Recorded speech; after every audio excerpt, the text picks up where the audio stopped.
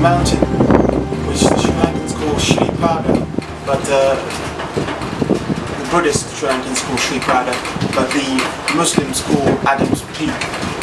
It's the largest mountain in the country, and at the very top, this shelter has been built, which houses an impression in the rock about 2 feet long, which the Buddhists believe to be the footprint of Buddha himself, but which is also sacred to all the religions in this country. The Hindus believe it is the footprint of Shiva.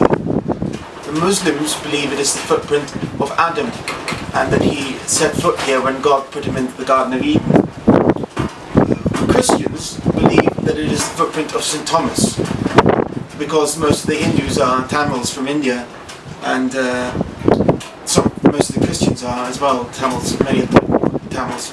But St. Thomas is actually the patron saint of India. That might be the reason why.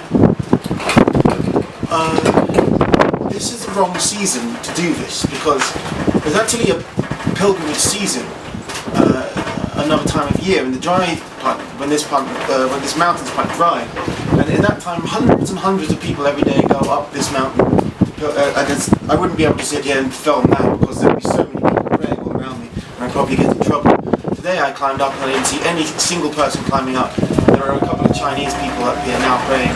They must have come all the way from China to pray, but you can't even see the footprint because they've locked it behind this metal door because it's not the season.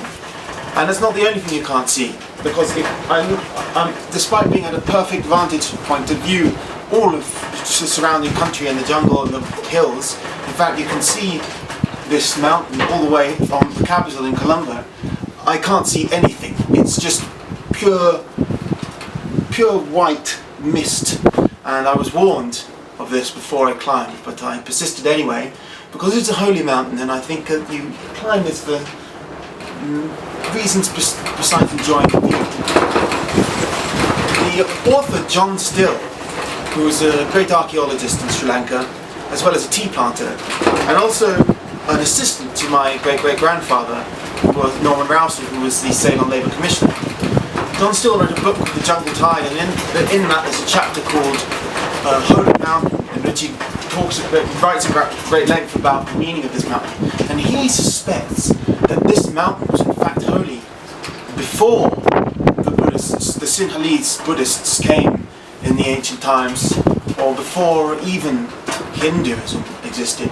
He thinks that the pagans may have considered this mountain holy, and I think the fact that every single religion who is aware of this mountain regards it as a holy mountain would perhaps support his theory that there's an innate holiness to this mountain.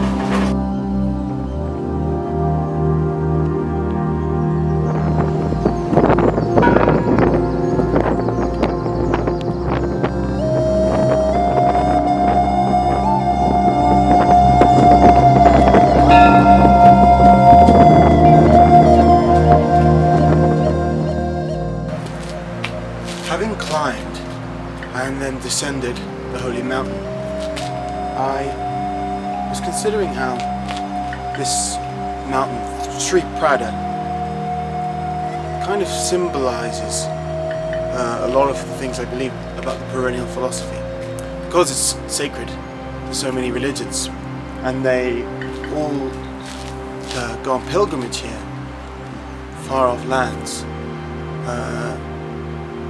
together.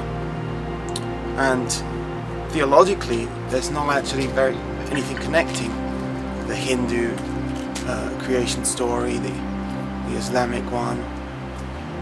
But when they climb the mountain, I don't think it seems to matter anymore, because they're getting at the core of what religion means. And I think the uphill struggle, the fact that it's difficult, is kind of representative of one of the most crucial and fundamental aspects of religion, of true tradition, with a capital T. The entire surrounding jungle is now known as the Peak Wilderness. It's been designated a nature reserve, and it still has leopards and things crawling around. As I said before, this area is probably sacred since primordial times, because there have been found, you know, primitive flint arrows and things from prehistoric people here. And no doubt they looked across such vistas and felt very much the same that we do.